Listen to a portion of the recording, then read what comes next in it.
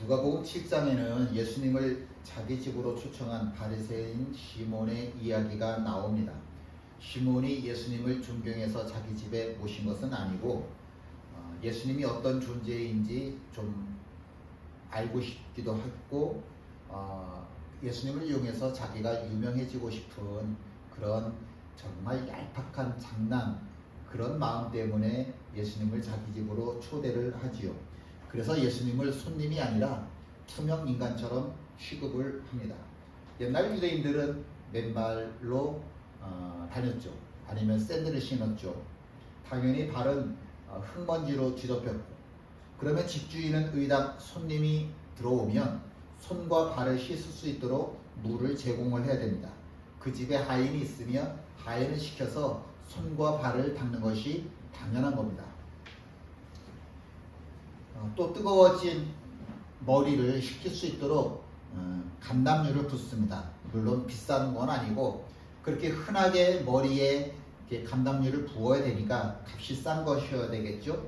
누구나 이용할 수 있는 아주 값이 싼 그런 감람유를 손님들에게 제공을 하는 것이 일반적으로 상식이라고 하죠. 일반적으로 하는 일들입니다. 그런데 시몬은 어떤 것도 하지 않았습니다. 그리고 당연히 손님이 들어오면 환영에 입맞춤을 해야 되는데 그런 것도 하지 않았습니다. 예수님을 이용해서 자기의 유명세를 끌어올리고 싶은 그런 얄팍한 마음만 있었으니까 그랬겠죠. 그 동네에 죄를 지은 한 여인이 있었습니다. 이 여인의 죄목은 알려지지는 않았는데 누가복음 7장 37절에 보니까 그 여자를 죄를 지은 한 여인이다 이렇게만 기록을 하고 있습니다. 성경은 이 사람이 무슨 죄를 저질렀다 이건 관심 없어요. 왜냐면 뭐 이 죄 저지르나 저 죄를 저지르나 저 죄를 저지르나 다 하나님 앞에서는 똑같은 죄인이니까 하나님은 구별하지 않으시고 그냥 죄인이라고 부르시는 거죠. 그 여인은 동네에서 따돌림을 당하였을 것이고, 그리고 그 사람들 앞에 그 여인이 감히 나서기를 굉장히 꺼려했겠죠. 이건 우리가 이제 충분히 상상을 해볼 수 있는 이야기들입니다. 그러던 중에 예수님에 대한 소문을 들었습니다. 예수님은 누구나 받아들인다는 거예요.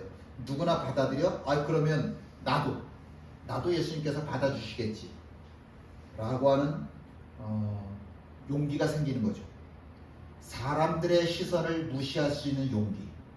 사람들이 나를 어떻게 쳐다보든지 간에 예수님에게로 나아갈 수 있는 사람들의 시선을 무시할 수 있는 용기. 그녀에게는 있었죠. 그래서 사람들을 헤집고 예수님 앞으로 나아가는 겁니다. 나 같은 여자가 예수님한테 왔는데 그런데 예수님께서 자기를 타박하지 않으시는 거예요. 사람들은 자기 옷차림만 봐도 너 어떤 여자구나 다 알고, 그리고 자기를 외면하거든요. 거리를 두거든요. 오지 말라고 그러거든요. 근데 예수님은 자기 옷차림을 보면 이미 내가 어떤 사람인지 다 아셨을 텐데 아무 말씀도 안 하시고 그 여인네가 오는 것을, 그 여인네가 자기에게 하는 모든 것들을 다 그대로 용납하시는 거예요. 그러니 이 여인이 예수님한테 왔다는 이 자체만으로도 너무 감격스러운 거예요. 야, 나를 물리치지 않는 사람이 있구나. 나를 내 모습 이대로 받아주는 사람이 있구나. 나 같은 사람도.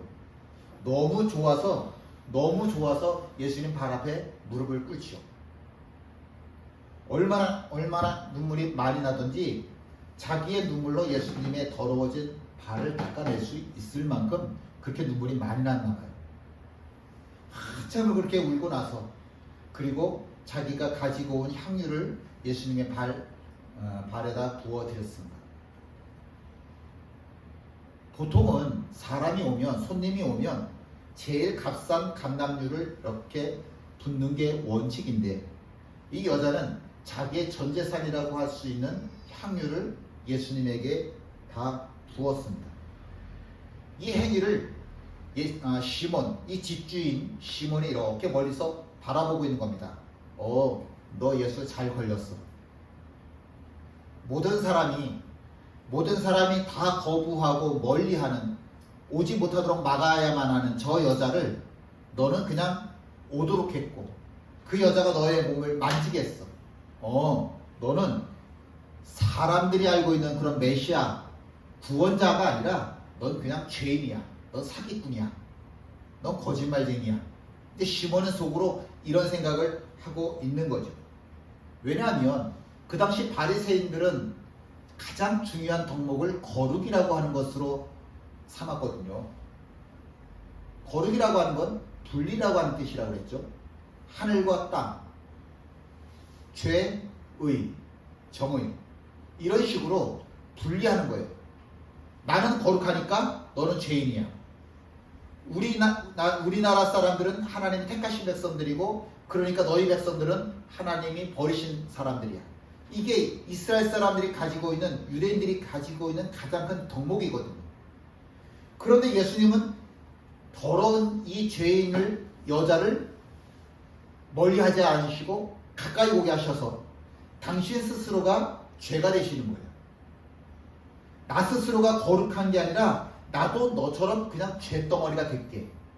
그렇게 자기 수준으로가 아니라 이 여자의 수준이 되어주셔서 이 여자를 그냥 받아주시는 거예요. 온전하게.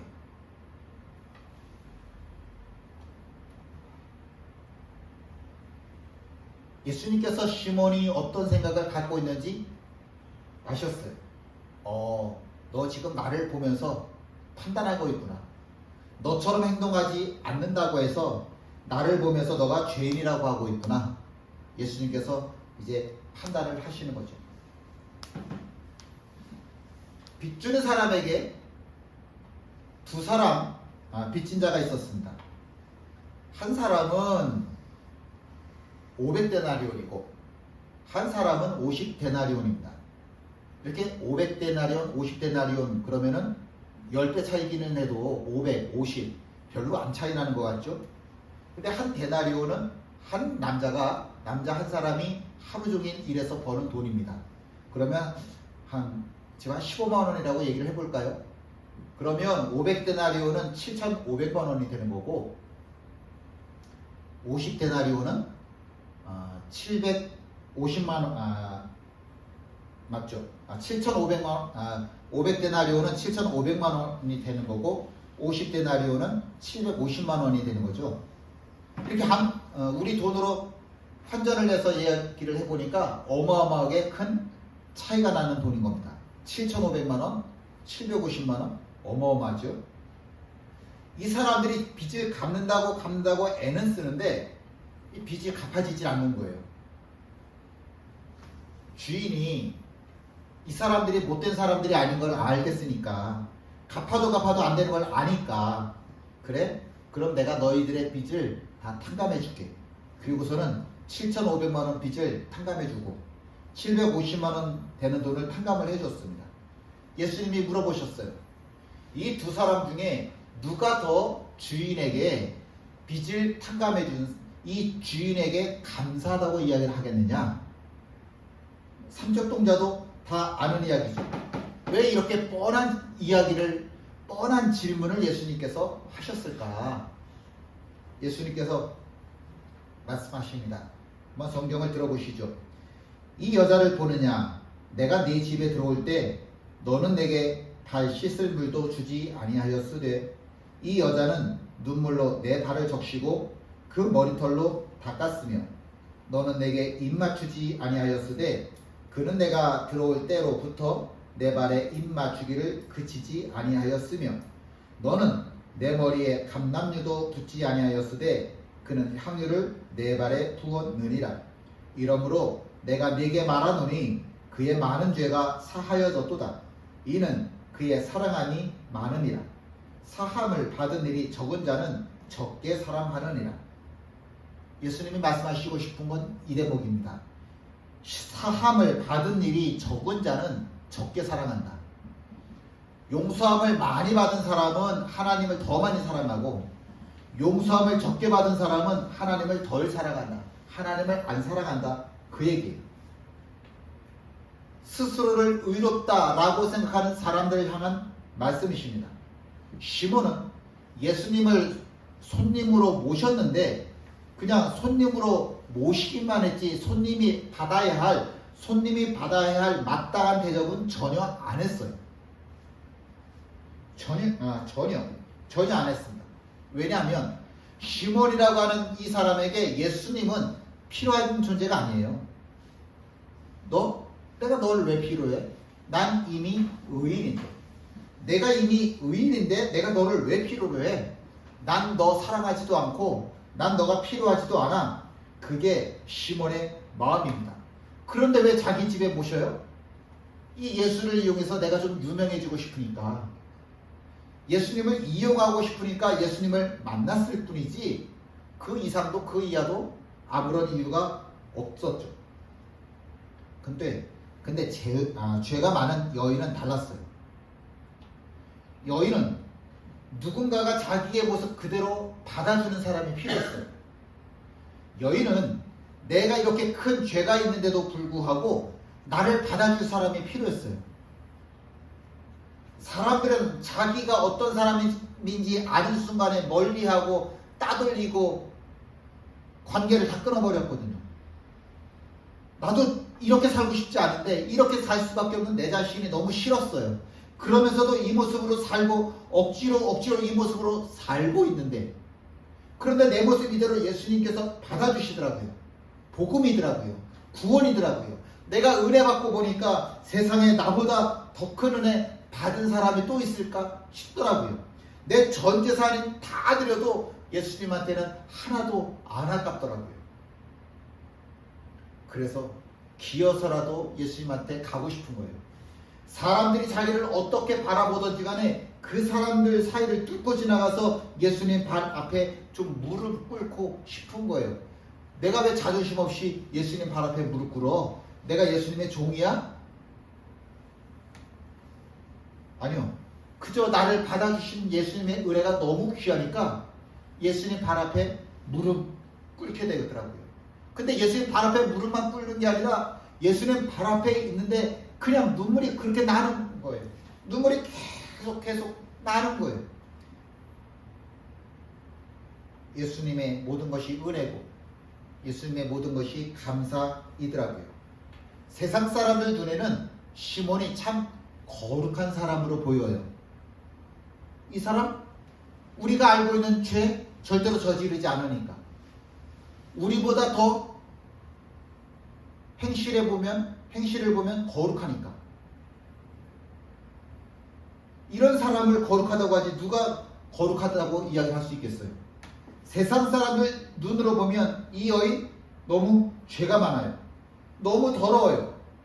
그런데 하나님 보시기에는 달라요. 나 스스로가 깨끗하다고 생각하고 있는 저 시몬은 세상에서 가장 더러운 사람이고, 자기의 죄가 너무 크기 때문에 자기의 죄를 어쩔 줄 몰라 예수님 앞에 나왔다는 그 사실 자체가 귀에서 눈물로 울고 있는 이 여인은 하나님 보시기에 제일 깨끗한 사람이더라고요.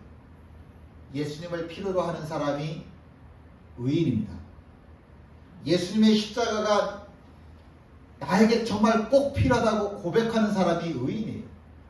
그것 없이도 나는 떳떳하다고 고개 뻣뻣이 드는 사람을 하나님은 죄가 있다 말씀하시는 거죠. 사도 바울이 비시디아 안디옥에서 쫓겨나 어디로 가요? 이고니온이라고 하는 곳으로 갔지요. 거기서 쫓겨나 이번에 또 어디 가요? 루스드라로 갔지요. 그런데 그 쫓겨간 루스드라에서 사도 바울이 하나님의 말씀으로 선천성 하반신 마비자를 일으켜 세우죠. 이 소식을 들었던 비시디아 안디옥 이고니온에 있던 사도 바울을 쫓아냈던 사람들이 루스드라까지 쫓아와서 사도 바울을 돌로 쳐 죽이죠. 정말 의아한 것은 사도 바울의 제자들, 심지어 자기의 동역자였던 바나바조차도 사도 바울의 고통에 대해서, 죽음에 대해서 한마디 항변하지 않고 그냥 지켜만 보고 있더라라고 하는 거죠. 그리고 사도 바울이 죽었다고 생각되어지는 그 순간에 그제서야 어디선가 꾸역꾸역 나타나서 사도 바울이 죽었네? 우리 장례 치러야지. 그리고 장례 이야기만 나누고 있었던 겁니다. 갑자기 그때 사도 바울이 벌떡 일어서죠. 모두가 죽었다고 생각했던 그 자리에서 사도 바울이 벌떡 일어서는 겁니다. 사도 바울의 몸은 돌에 맞아서 만신창이가 되었죠. 근데 정말 놀라운 사실은 그렇게 돌에 맞아서 만신창이가 된 사도 바울이 일어서자마자 제일 먼저 했던 행동이 뭐예요? 루스드라로 다시 돌아가더라고요.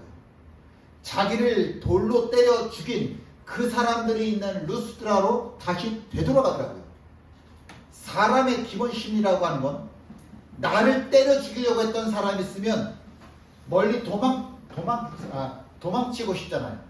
멀리 도망치고 싶은 게 사람의 마음인데 오히려 사도 바울은 자기를 돌로 때려 죽인 루스드라로 돌아가더라고요. 거기는 저 비시디아 안디옥에서부터 온 사람들, 이고니온에서부터 온 사람들, 루스드라에서 자기에게 돌들어 때려 죽였던 사람들, 그 사람들이 아직까지 그냥 그대로 있을 가능성이 많잖아요. 여전히 있을 텐데도 불구하고, 그런데도 불구하고 멀리 떨어진 곳으로 도망가는 게 아니라 루스드라로 다시 되돌아가더라고요. 이게 도대체 무슨 일일까?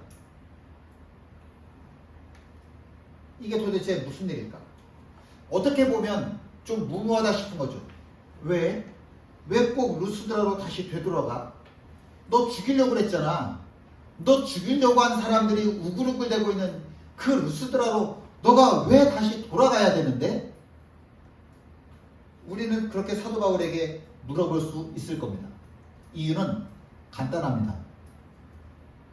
뭘까요? 왜 사도 바울이 루스드라로 되돌아갔을까요? 너무 간단해요. 이유는 사도 바울이 예수님을 너무 사랑하기 때문에 그래요. 자기 한 몸 살겠다고 다른 곳으로 도망갈 수 있어요. 가버리면 내가 지금 루스드라에서 복음을 전해서 선정성 하반신 마비자가 일어났잖아요. 사람들이 그 모습을 보면서 너는 하늘에서 내려온 신이다라고 박수까지 쳐줬잖아요. 아니야 이건 제우스가 아니라 하나님이 하신 거야 라고 이야기를 했잖아요. 그래서 그들에게 복음을 전했고 그 중에 몇 명은, 많은 사람은 아닐지라도 단 한 명일지라도 어떤 사람은 복음을 받아들였단 말이에요. 그렇게 복음을 받아들인 사람이 있고, 저 사람이 전하는 예수가 도대체 뭔데 저렇게 선저성 하반신 마비자까지도 다시 세울 수 있는 거야? 와 신기하다. 그렇게 생각하고 있던 그 사람들도 사도 바울 그냥 죽었네 이렇게 끝나버리면 내가 지금까지 복음을 전했던 모든 것들은 다 물거품처럼 사라져버리고 말잖아요. 선처성 하반신 마비자가 일어났어? 그냥 어떻게 하다 보니까 우연히 그런 일이 일어났나 봐. 모든 게 다 물거품처럼 헛수고가 될 것 같으니까 복음이 그렇게 사라져버리면 안 되잖아요. 복음이 그렇게 무의미해지면 안 되잖아요. 복음이 그렇게 무의미해지면 안 되니까 어떻게 해야 돼요? 내가 다시 돌에 맞아 죽는 한이 있어도 루스드라로 되돌아가는 거예요. 되돌아가서 내가 여기 왜 돌아왔는지 알아? 내가 전한 복음이 헛되지 않아야 하기 때문에, 내가 전한 예수의 이름이 거짓이 아님을 내가 증명해야 하기 때문에 내가 이거를 꼭 이야기해야 돼. 그럼에도 불구하고 예수, 이 이름에 구원이 있어, 이 이름에 능력이 있어, 이것을 증명해야 되니까 내가 사나 죽으나 이 모든 내 생명보다도 내 삶보다도 더 존귀하신 분이 바로 예수.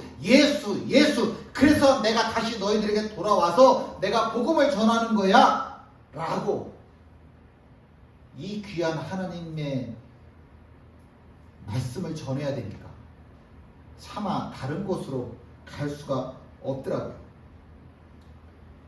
21절 22절에 보시면 복음을 그 성에서 전하여 많은 사람을 제자로 삼고 루스드라와 이고니온과 안디옥으로 돌아가서 제자들의 마음을 굳게 하여 이 믿음에 머물러 있으라 권하고. 이 믿음에 머물러 있으라. 너희들이 복음을 받아들인 시간이 길지는 않지만 정말 짧은 시간밖에 복음을 들을 수밖에 없었지만 그럼에도 불구하고 너희들이 예수를 구주라고 고백했으니 이 믿음에 머물러 있어라. 내가 사나 죽거나 그럼에도 불구하고 전하려 하였던 이 예수 이름 안에 머물러 있어라. 그렇게 주의 말씀을 전하고 더베라고 하는 곳으로 이제 떠나갑니다. 근데 참 이상한 거는요, 그 다음에 또 있어요. 뭐냐면, 그래서 루스드라에서 더베라고 하는 곳으로 남쪽으로 내려갔거든요. 근데 정말 신기한 거는 뭐냐면, 다시 자기한테 돌을 던졌던 그 이고니온한테 자기를 죽이려 했던 저 안디옥으로 다시 돌아가더라고요. 그 사람들 기세등등하게 내가 사도 바울 죽였어 기세등등하고 있을 그 사람들에게 가서 너희들이 나를 죽일 수는 있어도 예수 그리스도의 복음을 막을 수는 없는 거야. 예수님 살아계셔. 예수님 역사하셔. 이 사실을 전하기 위해서 자기에게 돌을 들었던 이고니오로 또 BCD 안디옥으로 다시 되돌아가더라고요. 하나님이 나 지켜주셔. 하나님이 나 지켜주셔. 세상 모든 것들이 다 중단될 수 있어도 복음의 역사는 중단되면 안 돼. 절대로 복음의 역사는 중단되면 안 돼. 이 사실을 증명하는 겁니다. 복음 절대로 중단될 수 없는 거예요. 디모데전서 1장 15절 말씀, 미쁘다 모든 사람이 받을 만한 이 말이요 그리스도 예수께서 죄인을 구원하시려고 세상에 임하셨다 하였도다. 죄인 중에 내가 괴수니라. 사도 바울은 자기가 죄인의 괴수라고 늘 생각했어요. 하나님 앞에서 내가 용서받았지만 하나님은 나를 거룩하다고 말씀하시지만 그러나 하나님, 저는 하나님 앞에서 죄인인 거 제가 더 잘 알아요. 하나님은 저를 아무렇지도 않게 그냥 온전하게 받아주셨지만 그런다고 해서 하나님, 제가 이 마음 떨쳐버릴 수 없어요. 저는 하나님 앞에서 언제나 죄인인 자의 모습으로 이 마음 잊지 않고 저는 살아가겠습니다. 그래서 어디로 다시 되돌아가는 거예요? 저 이고니온으로 돌아가고 저 BCD 안디옥으로 돌아가고 루스드라로 되돌아가는 겁니다. 사도 바울은 절대로 은혜 밖으로 벗어날 수 없는 사람이니까. 평생을 살아가면서 예수님을 필요로 하지 않는 사람들 있어요. 자기가 세상에서 무슨 죄를 저질렀는데? 라고 이야기하는 사람들. 아무리 예배를 오래 드렸다 하더라도 저 시몬처럼 예수님이 자기 눈앞에 있는데도 불구하고 예수님과 자기가 아무런 상관도 없다고 예수님 붙잡으려 하지 않는 사람 있어요. 이렇게 생각하면 됩니다. 내 몸속에 암덩어리가 있는데 지금 아무런 증세가 없어. 그러니까 나는 의사가 필요 없어. 이렇게 이야기할 수는 없잖아요.